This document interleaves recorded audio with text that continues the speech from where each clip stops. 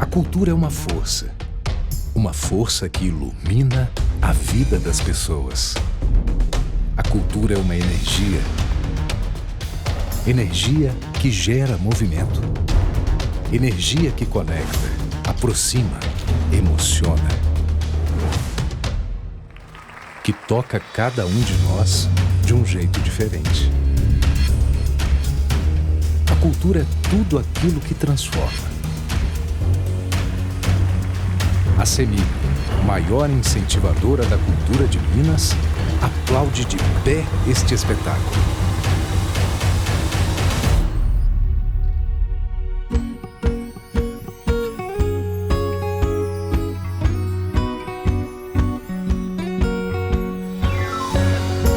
CEMIG, transformando vidas com a nossa energia.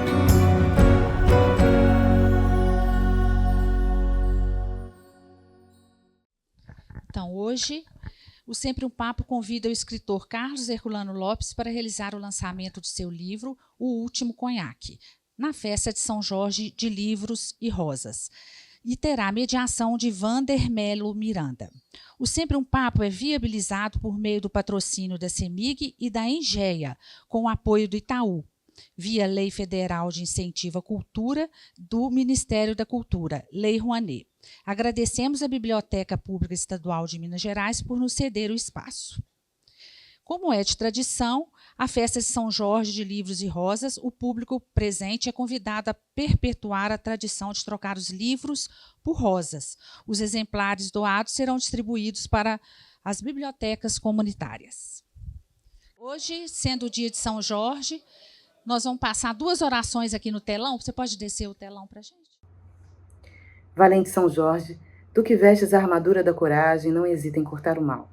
Ajuda-nos a suportar o peso da verdade para merecer a leveza da consciência iluminada pela luz do sol.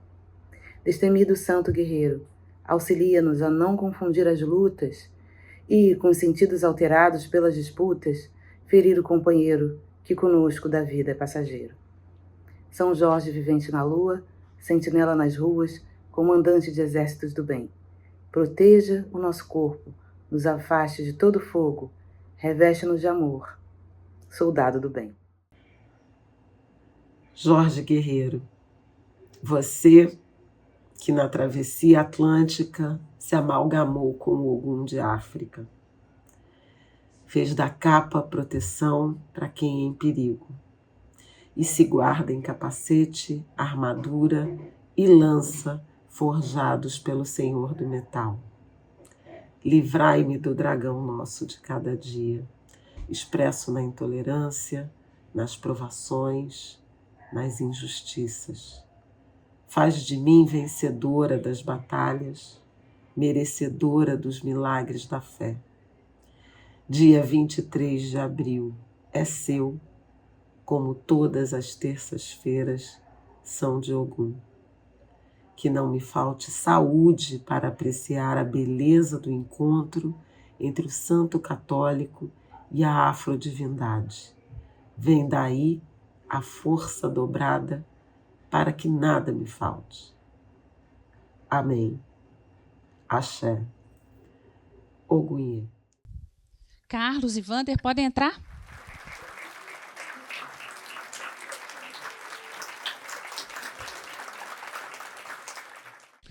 Boa noite a todos e a todas. Nós vamos, então, iniciar o nosso bate-papo com o nosso escritor, Carlos Herculano, e eu vou passar para ele a palavra, depois ele volta para mim. Bom, gente, boa noite. Uma alegria para mim, não é, estar aqui com vocês nessa noite sob a proteção de São Jorge, que já ouvimos aí as orações, que ele nos proteja, e eu agradeço muito aqui a presença de vocês, né, a generosidade aqui da presença de vocês comigo, porque, na realidade, eu não estou lançando um livro, eu estou relançando um livro, nós estamos relançando a 7ª edição do meu romance O Último Conhaque, um livro que foi publicado já há 30 anos, já é muito tempo. Eu tenho 67, eu publiquei esse livro, eu escrevi esse livro, eu tinha 30 anos. E estou aqui muito feliz porque o livro chega com as bênçãos, não é, do meu querido amigo, professor da UFMG, Wander Miranda, que me honrou com um pós-fácil, que ficou muito lindo e que engrandeceu muito o livro. E o Wander é meu amigo de muitos anos, e foi ele que intermediou, quando eu resolvi doar o meu acervo, acumulado durante mais de 40 anos, para o acervo dos escritores mineiros da UFMG. A negociação foi toda feita junto com o Wander. Eu me lembro que, na época, o Wander, a gente conversando, eu tinha ido lá fazer umas matérias para o Estado de Minas e fiquei encantado com o acervo. E eu vi muitos acervos de escritores aqui em Belo Horizonte se desfazerem depois da morte do autor. Então, eu vi o acervo dos escritores mineiros lá, tudo meio organizado, uma maravilha. Eu pensei, gente, se der certo, eu vou doar o meu acervo para cá. E, assim, modéstia à parte, o meu acervo era muito bom, porque foram 40 anos, não é, trabalhando em jornal, livros autografados pelos grandes autores brasileiros, por Jorge Amado, Pedro Nava, Raquel de Queiroz, todo mundo que eu entrevistei, Mário Vargas Llosa, Ernesto Sábato, dezenas de cartas, e aquilo foi me dando uma coisa assim ruim. Eu pensei, gente, se eu morrer, isso tudo vai desaparecer. Então, quando eu vi o acervo, eu falei, vou conversar com o Wander, quem sabe dá certo. Aí eu me lembro que o Wander falou, Herculano, mas aqui só tem morto. Como é que você vem para cá? Aí eu falei, ô Wander, não tem problema nenhum. O Oswaldo França Júnior está aí, os meus amigos todos estão aí. O Oswaldo França Júnior já está aí, Adão Ventura já está aí, Fernando Sabino já está aí, Dona Lúcia Machado de Almeida já está aí, foram todos amigos queridos. Eu já fico com um pezinho aí dentro e não tem problema nenhum. E assim a gente fez esse entendimento. Eu doei meu acervo lá e estou muito feliz. Estou sob a guarda lá da UFMG, estou ao lado da Dona Lúcia Machado de Almeida, que me honra muito. Quando eu ganhei um prêmio literário em 1980 com um livro de contos, Memórias da Sede, ela foi jurada. Ela foi jurada e queria me conhecer, me convidou para ir no apartamento que ela morava aqui na Praça da Liberdade. Cheguei lá, uma senhora elegante, bonita, tantos quadros maravilhosos lá na parede, e eu morrendo de vergonha, sentadinho na ponta da cadeira, assim, eu novinho. Ela me serviu um licor de piqui. Eu não me esqueço dessa história.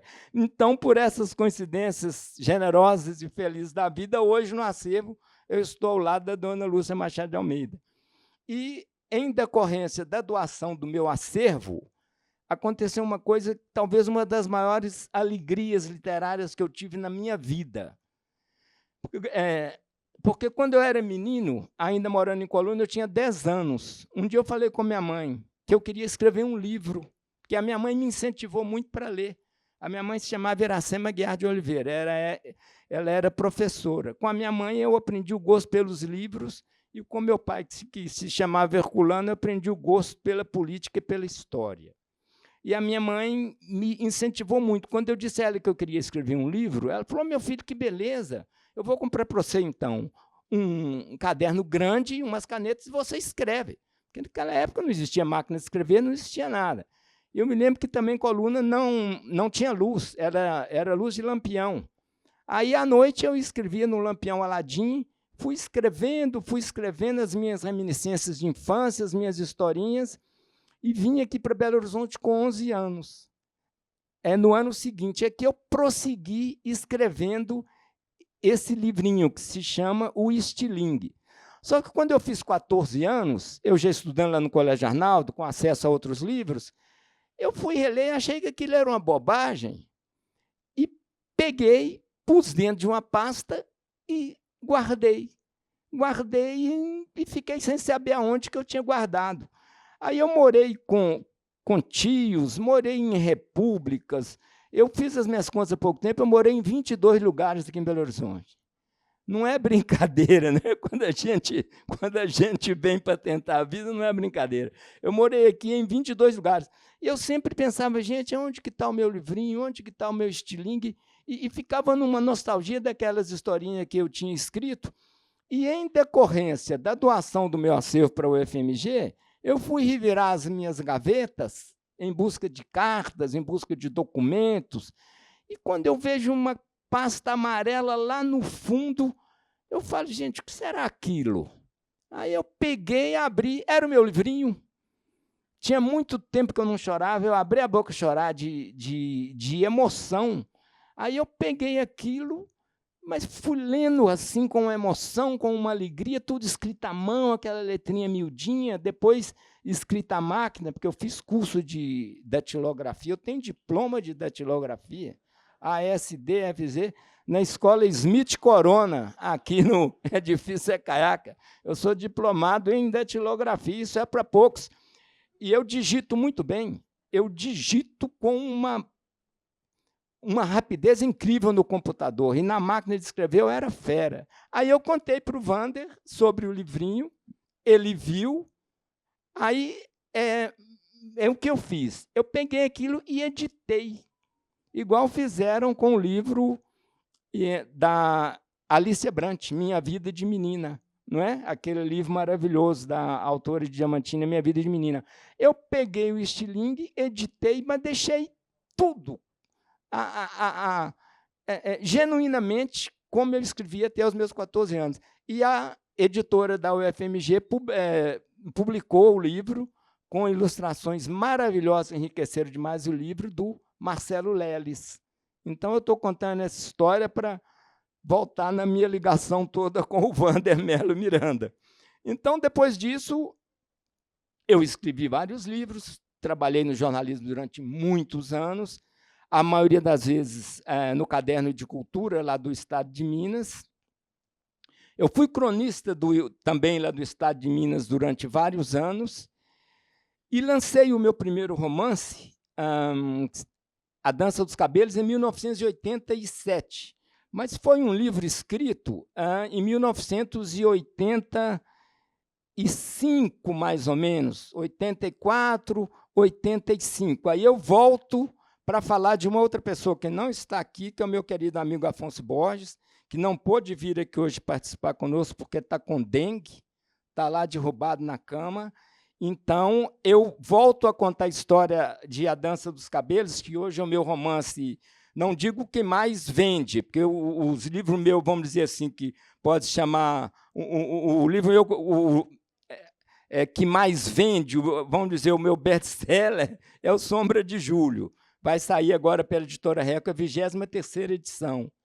Depois vem O Vestido, né, que já está na 8ª ou 9ª, se não me engano, e A Dança dos Cabelos, que vai para a 12ª edição. Mas A Dança dos Cabelos foi um livro que eu ganhei um prêmio importante com ele, que foi o Prêmio Guimarães Rosa, na época. Eu estava bem novinho, eu devia ter uns 25 anos, por aí, mas ninguém queria publicar o livro, ninguém queria. Eu mandei para um monte de editoras grandes. Alguns nem respondiam, outros respondiam uns bilhetinhos, mas ninguém queria publicar o livro. Aí, um dia, eu conversando com o Oswaldo França Júnior, né, que era de quem eu fui amigo e adoro a literatura dele, agora a Nova Fronteira vai relançar a obra do França Júnior, não é? Vai começar com Jorge, um Brasileiro. Aí, conversando com o França Júnior, ele estava publicando os livros dele na editora Codecri, do Rio de Janeiro, que era editora, que era do Ziraldo, não é daquele pessoal do Pasquim. Aí eu pedi ao França, quem sabe você ajeita para eu mandar o meu livro lá para Codecri. Aí tinha um escritor português que vivia aqui em Belo Horizonte, que era o Cunha de Leiradela, e o Cunha ficou sabendo e falou, ô, Carlinhos, pois eu vou também conversar com França para mandar também o meu. Bem, aí nós mandamos essa história, eu estou cantando ela aqui, depois eu volto muito de conhaque, essa história é muito boa. Nós mandamos o nosso livro lá para a Codecri, eu e o Cunha de Leiradela. E a resposta não vinha de jeito nenhum. Aí o Cunha era casado com uma mulher chamada Lícia, uma pessoa bacana demais, ela era carioca. Aí um dia o Cunha falou que estava indo lá no Rio com a Lícia para uma festa lá, não sei o quê, e me chamou para ir. Aí ele falou, aí a gente aproveita e nós vamos lá na Codecri para ver o que está acontecendo com nossos livros. Aí nós fomos lá na Codecri. Chegamos lá, fomos recebidos por uma secretária, uma moça linda, linda, uma secretária alta, bonita ela. Aí, e aquela bagunça, aquela quantidade de livro, aquela pacotada, eu pensei assim, minha Nossa Senhora, a situação aqui não está boa. E a moça procura o livro daqui, procura o livro dali, procura daqui, procura dali, vai lá dentro e volta. Aí o meu olho foi descendo assim numa mesa, tinha uns livros escorando um pé de uma mesa. E entre eles estava o meu livro, o meu original, e o do Cunha era dela. Aí a moça estava lá para dentro ainda, eu chamei o Cunha e falei assim, ô Cunha, olha ali. Ele falou, Carlinhos, pelo amor de Deus. Aí eu falei, ô Cunha, sabe o que é melhor para nós, Cunha? Vão lá para o calçadão tomar um chopp e vão largar isso para lá. Aí, enfim, agradecemos e tal, nem contamos para a moça, para ela não ficar constrangida, ela pediu mil desculpas, falou que ia olhar, que nos escrevia, aquela coisa toda, nós fomos embora. Aí eu cheguei aqui em BH, contei essa história para o Afonso Borges, que é amigo meu da vida inteira, nós nos conhecemos desde 18 anos de idade, 17 anos, enfim. E aí contei a história para o Afonso, e o Afonso falou, não, eu vou te ajudar, a Rosemary Muraro vem aqui, e eu vou te apresentar para ela. Rosemary Muraro, que era uma escritora consagrada, sexóloga, uma pessoa extraordinária. Aí a Rose vinha, e o Afonso me apresentou para a Rose. E eu entreguei para ela os originais e a Dança dos Cabelos lá no Otton Palace Hotel. Isso foi em 1986. Aí a Rose, ela enxergava muito pouco, pouquíssimo. Ela punha o livro assim na frente, aquilo ia me dando um nervo. Aí, assim, aí ela me perguntou, quantos anos você tem? Eu falei, eu devia ter uns 25. Aí ela falou, mas foi você que escreveu esse livro? Eu falei, foi. Aí ela falou, eu vou editar o livro. Ela não tinha lido nem 10 páginas ainda. Aí ela levou o livro e editou A Dança dos Cabelos pela editora Espaço e Tempo, do Rio de Janeiro, em 1987. Aí a Dança dos Cabelos fez uma boa carreira, passou por outras 3 editoras e agora ele está na Record. E a editora Record, eu tenho uma história muito antiga com eles. Eu já editei com eles 10 livros. E o último conhaque, para entrar agora na história do livro, depois eu passo para o professor Wander, aquele que vai falar do livro melhor do que eu. Hoje eu já leio os meus livros, os mais antigos, como um leitor. É uma coisa boa, é uma coisa que liberta a gente, você ler o seu livro como um leitor. O livro, eu tenho uma comparação interessante com o livro. Eu acho o livro, depois de muito tempo que você publica, o livro é como uma namorada, uma mulher que você teve há muitos anos, que você teve uma intimidade incrível, né? Aí depois acaba o relacionamento, acaba o amor, cada um vai para o seu canto. Daí a muitos anos você encontra aquela pessoa e olha, cumprimenta, pode até dar um abraço. Pensa assim, gente, será possível com essa pessoa que eu tive tanta intimidade? Não é verdade? O livro é a mesma coisa, não é? Então, hoje eu leio os meus livros assim, como um namoro que acabou. E é uma coisa muito boa, porque aí você lê com um olhar crítico, com um distanciamento. Eu hoje estou dando conta de reler os meus livros. E isso me dá muita alegria. Eu reli o último conhaque agora, né? As provas que a Record mandou, e foi uma coisa muito boa que me aconteceu.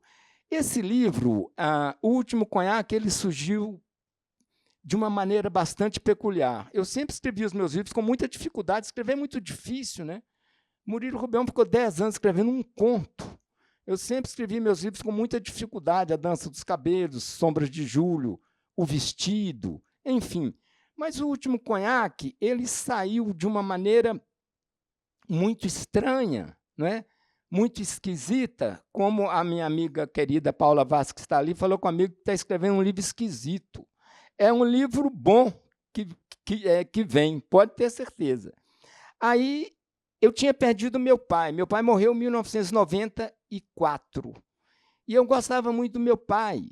E eu convivi, de certa forma, pouco com meu pai, porque eu saí de casa com 11 anos e a gente nunca mais morou junto. E nós só fomos ficar amigos mesmo depois de adultos. Aí nós ficamos bons amigos, grandes amigos e íntimos amigos. E ele morreu em 1994. Eu fiquei muito triste com a morte do meu pai. A morte do meu pai me deixou muito triste. E poucos dias depois da morte do meu pai, eu tive uma ideia de escrever um livro. E essa ideia ela brotou espontaneamente na minha cabeça, de escrever um livro contando a história de um homem que volta para a terra dele depois de 40 anos, vivendo em São Paulo, para assistir o enterro da mãe. A mãe dele havia morrido, o pai dele havia sido assassinado quando ele era criança, e a mãe dele pediu para ele para não voltar nunca mais na terra dele, lá na cidade deles, nem que ela morresse. Aí o filho, 40 anos depois, a mãe morre, ele não resiste e vai ao enterro da mãe. Então, eu criei essa história, eu bolei essa história na minha cabeça e escrevi esse livro como uma catarse, assim, foi uma cachoeira mesmo. Eu escrevi esse livro muito rápido, com uns 6, 8 meses, esse livro estava pronto. Tanto que eu o escrevi em 1994 e ele saiu publicado em 95. Então, já se vão, 30 anos. Depois dele, eu escrevi mais 2 romances, que foram O Vestido, que me deu muito trabalho, porque foi o único trabalho literário encomendado que eu já fiz na minha vida. Um dia a gente estava lá em São Paulo, na Biblioteca Mário de Andrade. Estava na companhia de Fernando Sabino e Roberto Drummond. Numa noite boa igual a essa, a gente estava fazendo... Eu fui participar de uma palestra com eles lá. Eu me lembro que o Roberto me chamou no canto lá e falou comigo assim: Herculano, o negócio aqui é o seguinte, Fernando Sabino está aí. Então, vão ser nós 3. O Roberto era esperto. Vão ser nós 3. Você fala primeiro, porque você é menos conhecido, ninguém que te conhece. Depois, eu falo, porque se a gente passar o microfone para o Fernando Sabino primeiro, ele não vai deixar nós falar, não. Nós vamos ficar fazendo papel de bobo aqui. Então, aconteceu. Roberto, eu falei, primeiro falei um pouquinho lá, o Roberto falou e Fernando Sabino pegou o microfone, foi aquela festa, contou caso, e todo mundo adorou, e foi uma noite muito boa. Depois dessa palestra, nós fomos a um restaurante. E foi também o Paulo Thiago, que é o cineasta Paulo Thiago, e o Luiz Fernando Imediato. E lá no restaurante, a gente estava sentado assim, eu, Fernando Sabino e o Paulo Thiago na frente. E Fernando Sabino estava tomando uísque. Aí o Paulo Thiago falou comigo assim, uma hora: olha, Herculano, eu vi ali na Folha de São Paulo que vocês estavam aqui. E eu vim aqui para te conhecer, porque eu li os seus livros, e eu gostei muito, sobretudo, de Sombra de Julho. E gostei muito do filme que o Marco Althusberg fez sobre o livro. Eu vim aqui para te conhecer porque tem mais de 30 anos que eu sonho em fazer um filme sobre o poema Casa do Vestido, Carlos Drummond de Andrade. E eu gostaria muito que você fizesse para mim o argumento. Eu nem sabia o que era argumento. Aí eu falei, mas o que é argumento aí? Ele falou, não, argumento é o seguinte, cara. Você vai pegar o poema, vai ler o poema, e você vai inventar uma história em cima do poema para eu ter argumento, para filmar. Aí o Fernando Sabino bebericando o esquinho dele lá. Aí eu virei, e calado, eu virei para o Paulo Thiago e falei assim, ô Paulo Thiago, você está ficando doido, cara? Esse pobre coitado aqui, mexendo num poema do Carlos Drummond de Andrade. Aí ele falou, não, cara, você lê o poema e faz alguém para mim. Eu falei, eu não tenho condição de fazer isso, não. Aí o Fernando Sabino bateu no meu ombro e falou assim, tem sim, Herculano, aceita sim, afinal de contas você vai ganhar um dinheirinho. Vai ganhar um dinheirinho. Aí eu falei, ó, Fernando, se eu vou ganhar um dinheirinho e você está me abençoando, então eu aceito. Aí eu aceitei e foi uma aventura fantástica para mim, escrever O Vestido. Então, essa trajetória literária foi caminhando assim. E depois do Vestido, eu publiquei meu último romance, que foi Sombras de Julho, que foi Poltrona 27. no qual eu conto histórias, muitas vividas por mim, das minhas idas e vindas à coluna todo mês de ônibus, né?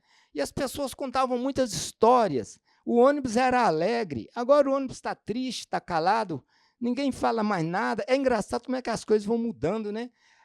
O Brasil ficou um país triste, o Brasil ficou um país ensimesmado. O ônibus era uma alegria, as pessoas dividiam comida, contava caso, história. Tanto que eu escutei tantas histórias que eu escrevi O Último Conhaque. Não, que eu escrevi Poltrona 27, que são as histórias ouvidas e vividas indo nos ônibus. E também o próprio Paulo Thiago filmou Poltrona 27, foi uma série de 6 capítulos para o Canal Brasil. Então, a minha trajetória, para não alongar mais, porque senão eu vou falar demais aqui e não vai dar tempo do Wander falar nada, vai ser igual o Fernando Sabino com o Roberto Drummond. Aconteceu assim, e só para encerrar aqui, para passar a palavra para o Wander, eu falo um pouco da minha experiência como cronista do Estado de Minas. Foi uma coisa que marcou muito a minha vida, foi muito importante para mim. A crônica ela me transformou na outra pessoa. A crônica me fez ser um cara menos petulante, mais humilde, uma pessoa de ouvir mais o outro. O segredo da crônica é você ouvir o outro. É você saber que qualquer assunto pode dar uma crônica. E a crônica começou na minha vida por um acaso. Eu nunca tinha escrito uma crônica na minha vida. Aí, no dia que o Roberto Drummond morreu, em 2 de junho de 2002, no dia do jogo do Brasil com a Inglaterra pela Copa do Mundo, ele tinha escrito uma crônica falando que se nós ganharmos a Inglaterra, nós seremos campeões do mundo. E ele tinha me mostrado aquela crônica uns 2 dias antes. E um dia antes do jogo, não, e no dia do jogo, eu estava lá no Estado de Minas fazendo uma matéria, ele chegou para mim, devia ser mais ou menos 1h da tarde, 2h, ele chegou para mim, ele estava com o olho vermelho, assim, mas vermelho, um olho vermelho, e eles tinham colocado lá umas maquininhas de café, e o Roberto não sabia direito como é que manejava a máquina. Aí ele me convidou para tomar um café, chegou na minha mesa e me convidou para tomar um café. Olhei para o olho dele, olhei para ele, achei ele esquisito. Falei assim, Roberto, o que está acontecendo, cara? Você está fumando maconha? Depois de velho? Aí ele falou comigo, que é isso, Herculano? Sou da geração do Cuba Libre. Vamos ali tomar um café.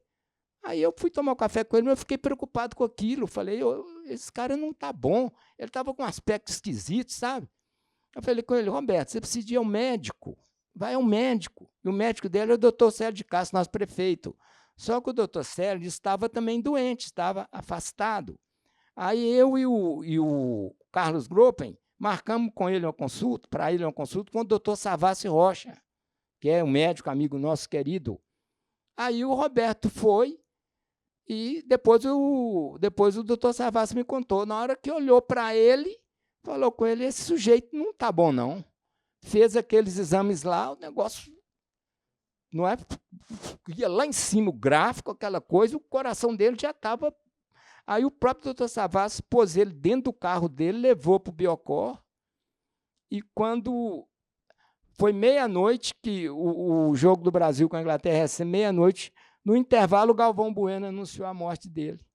Foi um negócio muito... Essa história foi uma história muito marcante para mim. Aí, e eu era muito amigo dele, era muito amigo de Roberto Drummond. A gente trocava confidências pelo fato de a gente ser do Vale do Rio Doce, enfim. A gente era muito amigo. Aí eu sabia que no outro dia eu tinha que ir cedo para o jornal para fazer matérias, porque a morte dele ia repercutir muito, porque ele era um cara conhecido no Brasil, não é? A morte dele ia repercutir, como repercutiu. Então, eu cheguei no jornal cedo, aí o nosso diretor, o Josemar Gimenez, falou, Herculano, você é muito amigo do Roberto, escreve para nós a crônica de despedida dele aí, no lugar dele, que era onde ele publicava a crônica no Caderno de Cultura. Aí eu escrevi uma crônica, escrevi muito emocionado, a crônica chamava Adeus, Roberto. A crônica, estava uma crônica de muita emoção, saí dali no calor da hora. Aí, na semana seguinte, o Josemar volta me pedir para escrever mais uma crônica, enquanto eles viam quem eles iam contratar para ficar no lugar do Roberto. eles queriam contratar o Luiz Fernando Veríssimo, mas o Luiz Fernando Veríssimo estava pedindo caro demais. Aí, como eu já estava lá dentro mesmo, ele me pediu para escrever a terceira, a quarta, a quinta. Nessa brincadeira, eu fiquei 15 anos escrevendo crônica. Toda semana escrevendo crônica. E agora, como eu já não estou mais no jornalismo, estou aposentado, o escritor Jacques Fuchs, meu amigo, me ajudou a selecionar entre... Eu publiquei lá, pelas minhas contas, 1.400 e tantas crônicas, mas consegui recuperar umas 900 só. E o Jacques me ajudou a fazer a seleção. Nós vamos publicar no ano que vem, ou no março, final do ano, aí, no ano que vem, se Deus quiser, as 200 crônicas selecionadas. Então, é isso, e eu vou pedir ao Wander para falar um pouco sobre o último conhaque. E aí, depois, se vocês quiserem fazer umas perguntas, enfim, para não ficar alongando demais e não ficar muito cansativo. Vamos lá, Wander.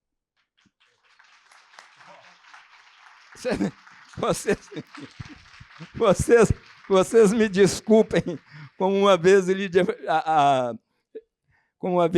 Fagundes Telles falou comigo. Eu fiquei conhecendo só o último caso. Eu fiquei conhecendo a Lígia Fagundes Telles, eu tinha 17 anos. Ela veio participar de uma feira de livro aqui na Praça 7, que o Greu do Catambri, você lembra do Catambri? Que o Catambri organizava. E eu fiquei sabendo que Lígia Fagundes Telles vinha aí. E eu cheguei lá com a maior cara dura, que a mulher linda, né? Ela era uma mulher elegante, uma quatrocentona de São Paulo, né? Que a mulher linda, elegante, bem vestida, alta, né? Para mim, então, ela cresceu demais, né? Eu cheguei e pedi a licença, todo tímidozinho, perguntei a ela o que eu tinha que fazer para ser escritor. Aí ela pegou, me lembro, pegou na minha mão com as duas mãos e falou assim, olha, agora está difícil de eu te falar, porque eu vou fazer uma palestra aqui agora, mas me dá o seu endereço, que eu vou te escrever uma carta. Eu vou te escrever uma carta. Me dá o seu endereço. Eu dei o endereço, pensei que não vou receber essa carta nunca. Daí, a um tempo, essa carta hoje está na guarda lá do Acervo dos Escritores Mineiros, chega uma carta para mim que era mais ou menos nesses termos. Sim, meu caro, você poderá ser um escritor, mas, em primeiro lugar, você terá que ler muito, escrever muito, descobrir o mistério da palavra, a beleza da palavra. Gênio é paciência. Trouxeste a chave? Perguntou o poeta em um poema. E esta chave, meu caro, você terá que encontrá-la na sua busca. Com um abraço cordial, Lígia Fagundes Telles. Depois dessa carta, eu me formei em jornalismo, enfim, e me encontrei com ela em vários eventos. Contei para ela da carta, obviamente que ela não lembrava, mas eu, né, contei para ela de como ela foi cordial, e a gente fez uma boa amizade, muito em função também da minha amizade com Nélida Pinon. Nélida Pinon foi uma querida amiga que eu tive a vida inteira, Nélida Pinon, que eu conheci mais ou menos nessa época. Eu tenho aqui no meu computador dezenas de falas da Nélida, falando para mim, falando do meu livro, falando de mim. Nélida foi uma querida amiga. E, muito em função da Nélida, eu fiquei amigo de Lígia também. Aí, só para assim, contar que um dia ela foi, nós lá em Poços de Caldas, e ela foi fazer uma palestra. Aí, depois da palestra, ela me abraçou e falou comigo assim, Carlos Herculano, eu falei tão atabalhoadamente, eu estou aqui tão atabalhoadamente, igual o Nélida Pinon, ou igual a Lígia Fagundes Telles, falando atabalhoadamente. Então, Wander, eu agradeço muito você aqui comigo, me apadrinhando, meu padrinho mais uma vez aqui no Último Conhaque, e eu gostaria que você falasse um pouco do livro, né, para o pessoal, com o seu olhar. Vamos lá. Mas antes, eu queria contar um caso também dos originais, né? Você falou dos originais. O Graciliano Ramos, quando foi publicar a Caetés, o Jorge Amado pegou os originais e entregou para o Augusto Frederico Schmidt. E aqueles originais sumiram, não se publicava o livro, não e o Graciliano ficou chateado, porque falou, ele não vai publicar, achou que é muito ruim e tal. Até que um dia, lá na editora, Schmidt, né, que ele era dono da editora e era também um homem muito rico, ele começou a gritar, Caetés, Caetés. É porque ele tinha colocado os originais no bolso da capa de chuva. Aí, como lá no Rio não choveu durante muito tempo, ele esqueceu. Aí, num dia que estava chovendo muito, ele foi botar a capa, a hora que ele botou a mão no bolso, tirou, os originais estavam lá. Então, os originais às vezes dão até um romance, né, de tão que é interessante.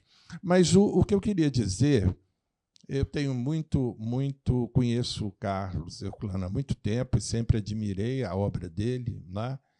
E eu lembro sempre, quando eu estou lendo ou relendo Herculano, eu lembro de uma coisa que o Antônio Cândido falou, que poucos livros brasileiros resistem a uma segunda leitura, né? E os livros do Carlos resistem a uma segunda leitura, né?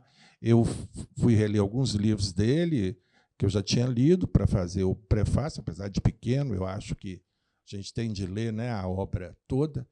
E, no último Conhaque, o que me chamou a atenção, que é desde o livro inicial dele, O Sol nas Paredes, não é isso? O Sol nas Paredes, que é um livro de contos, desde esse primeiro livro, ele se mostra um escritor singular. O que eu estou chamando de escritor singular? É um escritor que tem estilo. Agora, estilo não é algo decorativo, não é um ornamento, não é nada disso. Estilo é uma forma, não é? A capacidade que tem o escritor de criar uma língua própria dentro da sua própria língua, não é? Criar uma língua própria, no caso do Herculano, dentro da língua do Brasil, dentro da língua de Minas Gerais, não é? E isso se dá de que maneira, no meu modo de ver? Se dá como quando ele aproveita a experiência dele de jornalismo e faz da linguagem jornalística e da linguagem coloquial, uma soma das duas linguagens, sai uma terceira linguagem que eu chamo de estilo de Carlos Herculano, em que ele junta o coloquial e junta o coloquial com o jornalístico, né? E uma coisa interessante, ele fala de Minas Gerais, mas ele não faz prosa regionalista, né? Em razão dessa linguagem também, a temática, porque a linguagem e a temática sempre vêm junto, né? Em razão dessa linguagem, a temática dele é uma temática que a gente pode localizar em Minas Gerais, mas, ao mesmo tempo, pode generalizar, no sentido que o que ele conta interessa não só as pessoas de Minas, mas interessa a todos aqueles que gostam de ler e gostam de ler boa literatura, né? E é muito interessante que ele cria, geralmente, cidades imaginárias ou cidades reais, não importa, e é nesse espaço que ele cria que os personagens se movimentam, né? Aqui no último Conhaque é muito interessante que ele retoma de maneira muito original um tema que é comum à literatura, a volta para casa, né? A volta para casa paterna ou para casa materna, né? Então, ele faz esse percurso, né, de volta à casa materna, à casa paterna, através da história que ele adiantou aqui, né, para quem não leu o livro, adiantou alguma coisa, né? E, com isso, ele se insere numa linha que me interessa muito da literatura, que eu chamo dos romances das casas assassinadas, né? Eu até cito no pós-fácil do Anassar, com Lavoura Arcaica, Crônica da Casa Assassinada, do Lúcio Cardoso, Ópera dos Mortos, de Outrando Dourado. Quer dizer, essa é a família literária dele. Mesmo que ele não tenha lido um ou outro autor, essa é a família literária dele, né? É aquela família literária que vai dar conta da nossa difícil modernidade, né? Dessa modernização que existe no Brasil, essa ideia de progresso que vai deixando todo mundo de lado, né? E segue numa linha que poucos têm acesso a esse progresso, né? Então, o Antônio Cândido disse também uma vez que ele ficava muito impressionado que uma literatura jovem, como a literatura brasileira tem, no máximo, 300 anos, se a gente for pensar bem. Né? Numa literatura jovem como a literatura brasileira, havia tantos romances da decadência e da morte, né? Que chamava sempre a atenção dele esse fato, né? Desses romances. É o caso do livro, me parece, do Carlos, que é escrito também, a gente estava até falando sobre isso, ele disse que, né, que escreveu rápido, isso a gente nota na dicção, no tom que o livro tem. Né? Para quem leu, são capítulos pequenos, né? Se lembra que são capítulos pequenos, e não há parágrafo nesses capítulos. É como se fosse um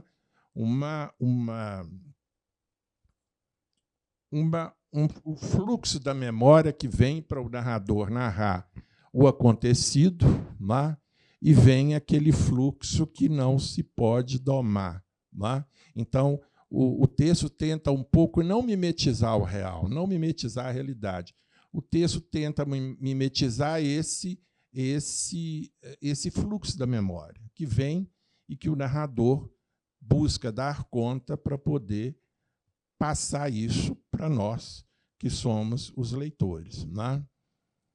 Isso é muito interessante, porque há muito no Brasil, agora mudou um pouco, mas há muitos anos, e na época que ele escreveu o livro, que ele escreveu a maioria dos livros dele, o que era, digamos, predominante na literatura brasileira eram os romances passados em cidade, né? Os romances passados nas grandes cidades, cujo exemplo mais visível, digamos, mais espetacular, é a obra de Rubem Fonseca. Né? Então, era esse o tipo de romance dominante, né? Que nem sempre tinha bons resultados, digamos, artísticos, né? Estéticos. Eu acho que com isso, o Herculano foi construindo um caminho muito próprio, um caminho que não abandona a região, mas não é regionalista, um caminho que faz da linguagem literária uma linguagem que é uma soma, né, de coloquialismo e jornalismo, e, com isso, ele cria uma realidade. Né?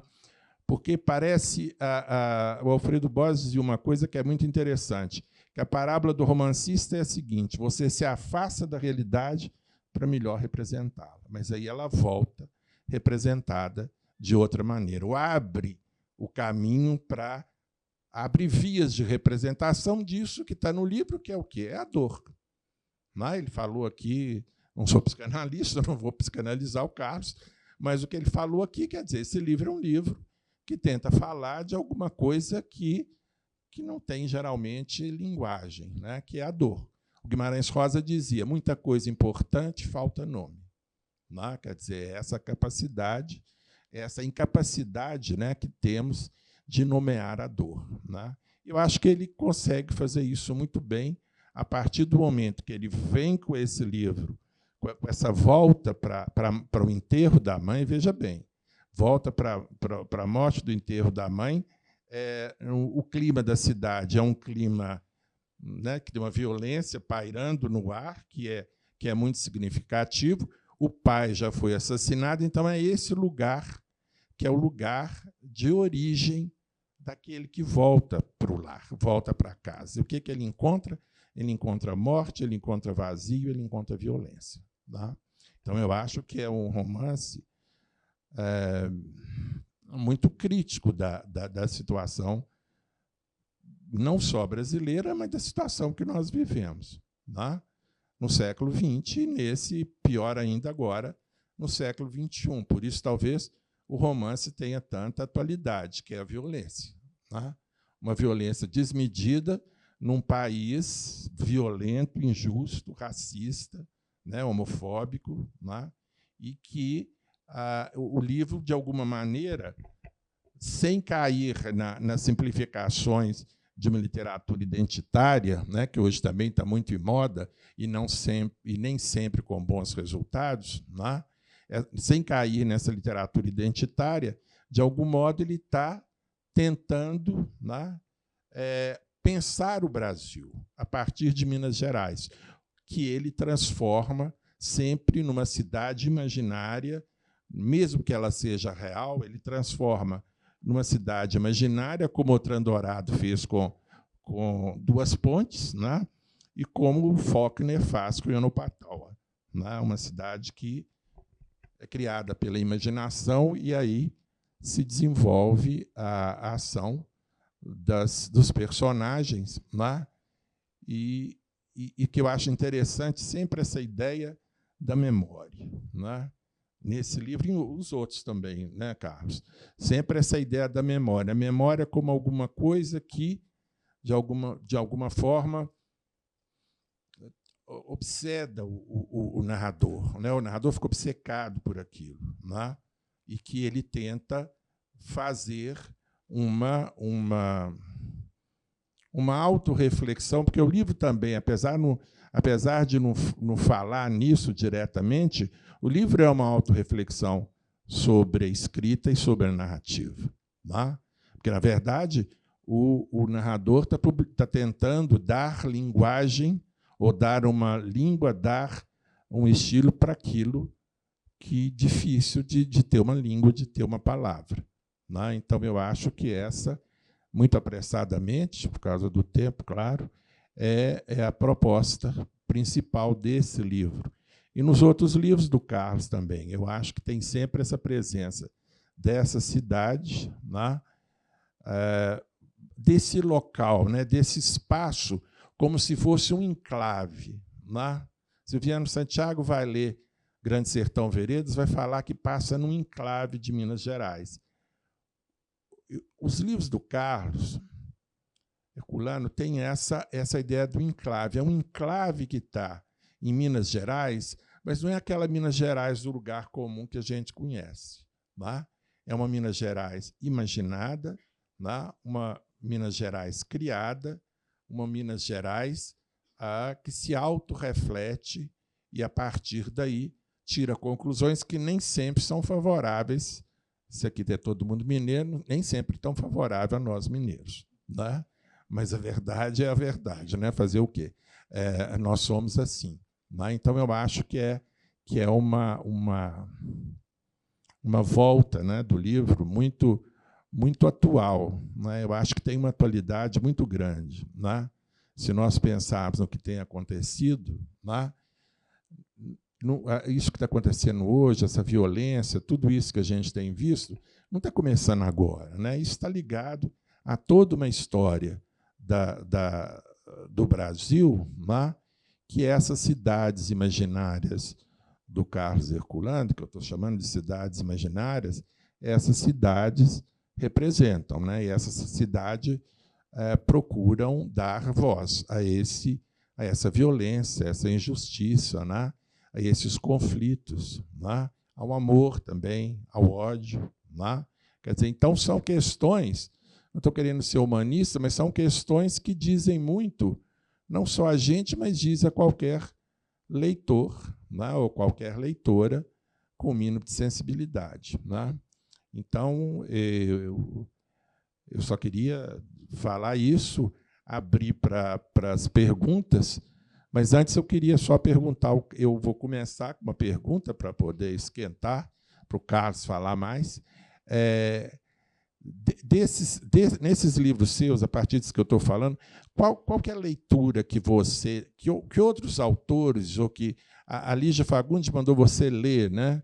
E você escrever, quer dizer, quais os autores que você acha que são da sua família literária, ou seja, que você se identifica com eles? Os autores da minha família literária, os grandes autores da minha família literária são os autores hispano-americanos. Eu situaria os grandes autores que eu li, porque eu comecei a ler muito na década de 1970, a gente no auge da ditadura militar, censura aqui no Brasil, e eu tive a sorte de descobrir os autores argentinos, Ricardo Piglia, que eu tive a honra depois de entrevistar aqui no Otton Palace. Eu li muito Jorge Luiz Borges, Eu li muito Júlio Cortázar, um autor que me impressionou demais. Eu passei um período lá na Argentina, né? Eu tinha uma namorada na Argentina, eu fui para lá viver com ela e fiquei uns tempos lá na Argentina. Mas eram momentos muito perigosos, eram tempos muito perigosos, que a ditadura lá estava muito feroz, esse período que eu fiquei lá. Foi um período que antecedeu a Guerra das Malvinas. Aí. Mas eu fiquei lá bastante tempo, e lá eu li muito, li demais Ernesto Sábato. Sabe? Eu troquei correspondência com Ernesto Sábato. Você imagina? Está lá no acervo 3 cartas com Ernesto Sábato. Eu descobri a grandeza da literatura argentina. Os autores mexicanos me impressionaram demais. Juan Rulfo, um autor que me impressionou extraordinariamente. Pedro Páramo, Planalto em Chamas. Aquele é um livro fabuloso. O Juan Rulfo escreveu um livro, a obra completa dele tem 400 páginas. E para que mais, não é? Para que mais? Aí um dia perguntaram a ele, mas por que você não escreve mais? Talvez ele nem soubesse por quê, ele falou, cortaram as minhas asas. Não é? Talvez tenha sido ele mesmo que cortou as asas dele, ele não sabia, não é? Mas também não precisava escrever mais. Eu li José Maria Arguedas, escritor peruano maravilhoso, Los Rios Profundos, Manuel Puig, a poesia de César Vallejo, aquela poesia extraordinária. Eu li grandes da literatura uruguaia, Juan Carlos Onetti, um escritor maravilhoso, Mário Arregui, né, Os Cavalos do Amanhecer. Eu li com grande encantamento o grande, extraordinário escritor paraguaio, Augusto Roa Bastos. Escreveu Joel Supremo, né, ele conta a história do Rodrigo Gaspar de França, que foi um ditador que fechou o Paraguai para o mundo, né? Ele isolou o Paraguai para o mundo durante 40 anos, ele fechou o Paraguai. Ele era chamado El Diretor, El Supremo. Né? Quem sucedeu ele foi Antônio Carlos Lopes, que veio a ser pai de Solano Lopes. Solano Lopes, que provocou a guerra que destruiu o país dele. Mas isso já é outra história. Né? E eu tive a honra também de entrevistar Augusto Roa Bastos. Fiz uma grande entrevista com ele. E trocamos informações sobre a guerra depois que terminamos a entrevista. Ele estava lançando um livro chamado Contra a Vida. Então, eu li muito esses autores. Eu li esses autores assim, com muito interesse, com muito carinho. E eu li muito mais, na época da minha formação, os autores hispano-americanos do que os autores brasileiros. Não é? E me marcou profundamente o livro de Raduan Nazar, Lavoura Arcaica, também me marcou demais. Eu gosto muito da cultura libanesa, eu sou doido para conhecer o Líbano. Eu não sei por que o Líbano é um país que sempre me fascinou. Talvez pelo fato de que na minha região, no Vale do Rio Doce, região de Colônia, tinha muitos libaneses, muitas famílias libaneses, e eles têm muitas histórias, né? Um povo muito emocionado, né? Um povo muito emotivo, um povo farto, de mesa farta, né? E um povo que briga, que peleia muito rápido, como se diz na Argentina. Né? Eles brigam também com muita rapidez. Né? Da mesma maneira que o libanês se dá um abraço e dá um tiro. Né? É muito impressionante. E eu ia ao Líbano uma vez, você acredita? Eu tinha entrevistado um embaixador do Líbano, que veio aqui no Brasil, lançar um livro aqui em Belo Horizonte, e eu entrevistei ele. Aí, conversa vai, conversa vem, quem me apresentou para ele foi o doutor Elias Murat. Eu falei com o doutor Elias Murat, ô, doutor Elias, estou doido para ir no Líbano, ajeita uma ida para mim lá. Ele falou, pode deixar que eu vou arrumar para você. E ele era deputado, enfim, amigo do embaixador, me apresentou para o embaixador gostou de mim. Estava tudo certo para eu ir no Líbano, mano. Tá, passagem, já estava tudo ajeitado. E por minha sorte, né, eu digo sorte assim, porque se eu tivesse ido e tivesse acontecido lá, ia ficar muito ruim, né? Quando eu estava quase indo, mataram o primeiro-ministro lá, chamado Rafik Hariri. Eu nunca me esqueci disso. Então, assim, essa cultura me impressionou. E o Raduan Nazar é descendente de libanês, não é? E que escreveu Lavoura Arcaica. E aconteceu, por falar em famílias sob nome libanês, quando eu estava escrevendo O Último Conhaque, eu tenho amigos que têm sobrenome Lasmar. Eu acho esse nome bonito. Aí eu pensei, bem, eu vou pôr o nome de um personagem meu, Lasmar. Aí o que foi assassinado, eu pus o nome de Juco Lasmar. Não, a mulher dele, que era Maria Lasmar. Enfim, quando o livro saiu, dessas coincidências malucas da vida, até contei isso em entrevista que eu dei para o Estado de Minas. Quando o livro saiu, o último conhaque saiu, teve uma repercussão muito boa.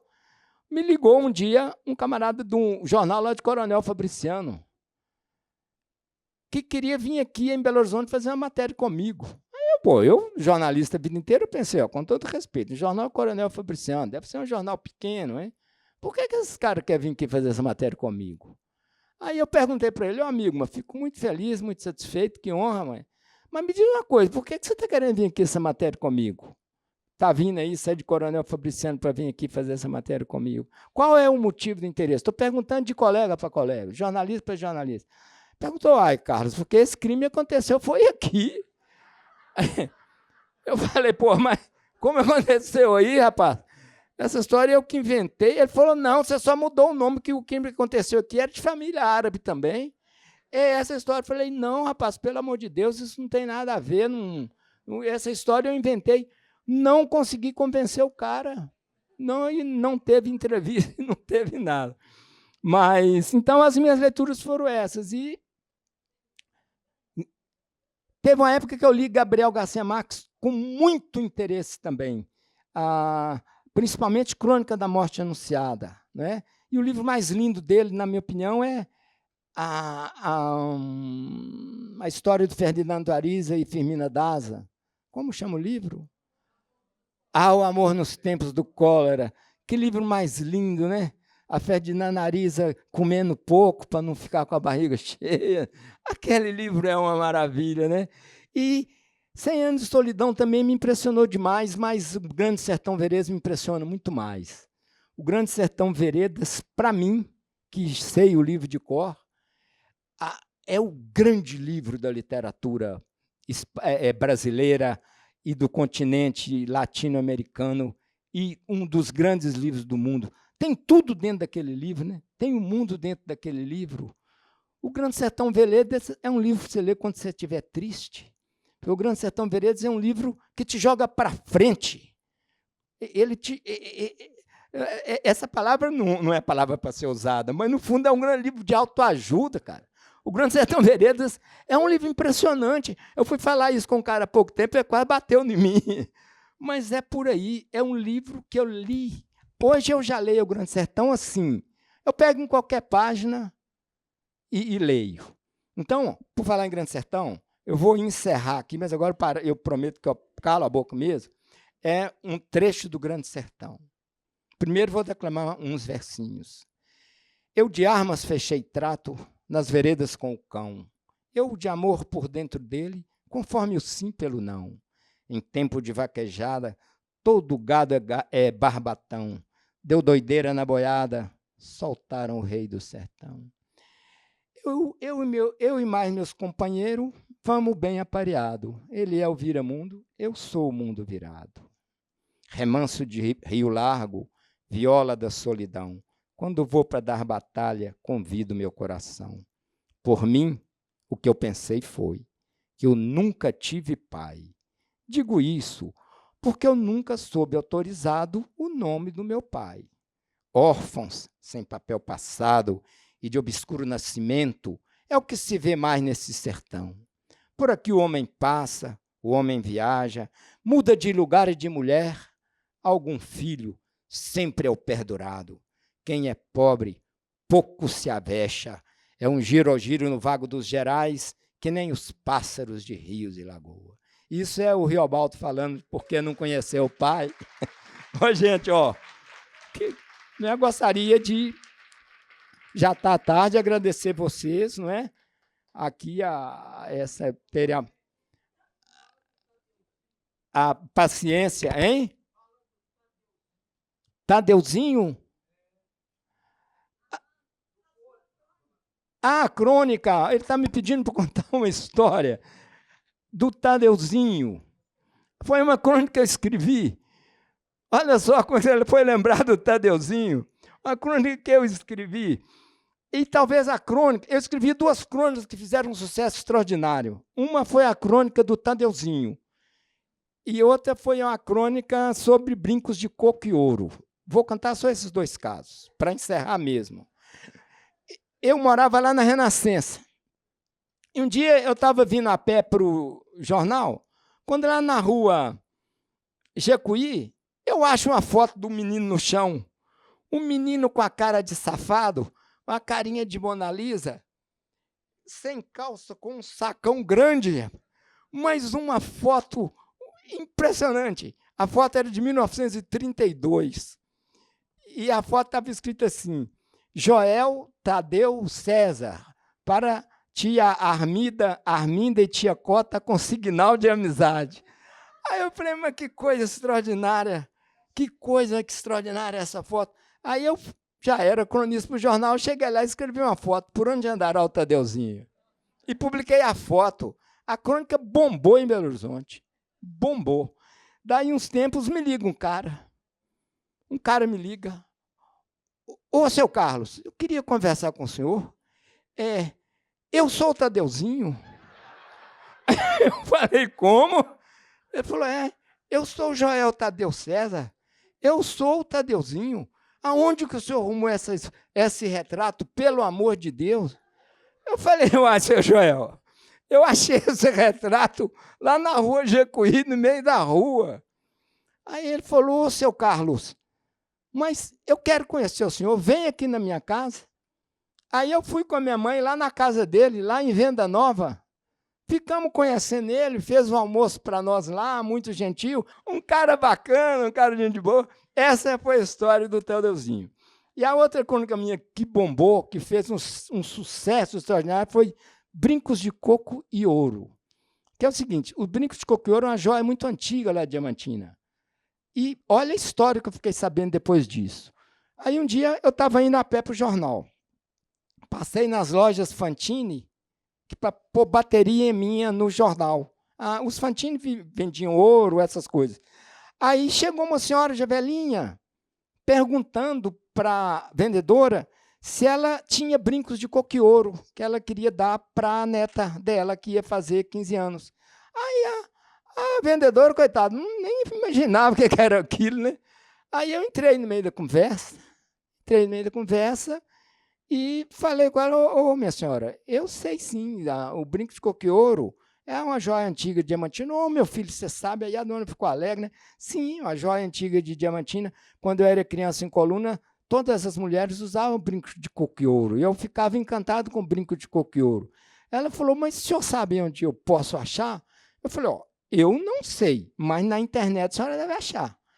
Aí ela pediu, então eu vou pedir minha neta para olhar para mim. Aí nos despedimos, eu cheguei no jornal e escrevi uma crônica chamada Brincos de Coco e Ouro. A crônica teve uma repercussão muito grande. Eu recebi e-mail e carta de tudo quanto é lugar, até do Paraná e do interior de São Paulo, as pessoas contando as histórias delas com o coco e ouro. Mas o mais inusitado, o mais fabuloso de tudo, foi que a minha tia Dozinha, irmã do meu pai, que hoje está com 104 anos, a tia Dozinha me telefona, meu filho, você escreveu uma crônica sobre o brinco de coco e ouro? Que beleza! E você sabia que quem inventou o brinco de coco e ouro foi nosso tio Ezequias? Eu falei, mas como assim, tia Dozinha? Porque a minha família antiga toda era de Diamantina, né? Ela falou, foi o tio Ezequias Lopes, tio da minha mãe, ele que criou. Mas não é possível. Foi ele que criou o brinco de coco e ouro. Aí eu falei assim, tia, mas o que mais a senhora sabe sobre isso? Ela falou, meu filho, eu não sei mais nada, eu só sei isso. Aí eu tenho uma amiga em Diamantina, que é ligada ao folclore, e a estudiosa, historiadora, se chama Sâmia Abas. Aí eu escrevi para a Sâmia, perguntando a ela o que ela sabia do coco e ouro. Aí ela me mandou uma crônica, publicada no Jornal Diamantina, em 1884, contando a história desse Ezequias Lopes. O cara era doidão. Ele trouxe o coco e ouro para Minas. Não sei se ele inventou. Ele trouxe o coco e ouro para Minas. Mas aí a crônica conta o seguinte, que ele tinha ele gostava muito de tocar rabeca. Ele tinha uma rabeca. Vivia tocando essa rabeca dele para baixo e para cima em Diamantina. Aí um dia ele falou lá em Diamantina assim, olha, eu vou lá no Morro da Forca, lá no Cruzeiro, eu levo a minha rabeca e começo a tocar, daí um pouquinho tem mais de 50 lagartixas e calango me escutando. Aí ninguém acreditou, né? Ninguém acreditou naquilo. Como é que vai ter lagartixa e calango? Isso está na crônica. Aí ele falou, não, pois então nós vamos lá. E aí todo mundo tem que fazer, né? Foi o bispo, o comandante do batalhão, e foi fulano, e foi Beltrano, e foram lá para ver. O Ezequias chegou lá e realmente pegou a rebequinha dele, começou, daí um pouquinho começou uma lagartixinha a aparecer dali, a outra aparecer dali, um calanguinho aparecer dali, daqui, dali. Ficou todo mundo impressionado, esse homem é feiticeiro, esse homem tem parte com o capeta, esse homem é isso, esse homem é aquilo. Não era nada, sabe o que ele fazia? Durante anos, ele ia lá tocar e levava comida, pedacinho de carne, comida. Aí, esse era o Ezequias Lopes, criador do coqueiro, que vinha a ser meu tio. Então, eu tenho onde puxar, né? Porque dizem que mineiro não fica doido, mineiro confirma, né? Ô, gente, ó, então chega, né? Vamos lá para o autógrafo, né?